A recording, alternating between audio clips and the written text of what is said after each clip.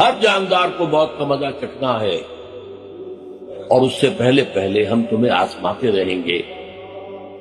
خیر کے ذریعے بھی، بھلائی دے کر، صحت دے کر، دولت دے کر، اولاد دے کر، شہرت دے کر، اور برائی کے ذریعے سے بھی، تنگدستی دے کر، بے عزتی دے کر، اہانت دے کر، ذلت دے کر، وَإِلَيْنَا تُرْجَعُونَ، اور پھر ہماری طرف لوٹائے جاؤ گے۔ یہ وہ دوسری حقیقت جو میں نے کہا کہ جس پر پردہ پڑا، بہت بڑا پردہ۔ لوگ یہی سمجھتے ہیں کہ یہی دنیا کی زندگی ہے۔ قرآن کہتا ہے إِنَّ الدَّارَ الْآخِرَةَ لَهِيَ الْحَيَوَانُ لَوْ كَانُوا يَعْلَمُونَ، یہ تو آخرت والی زندگی ہے جو اصل کاش کے لوگ۔ اس سے بھی زیادہ تفصیل سے یہ آل عمران میں آئی ہے، كُلُّ نَفْسٍ ذَائِقَةُ الْمَوْتِ وَإِنَّمَا تُوَفَّوْنَ أُجُورَكُمْ يَوْمَ الْقِيَامَةِ،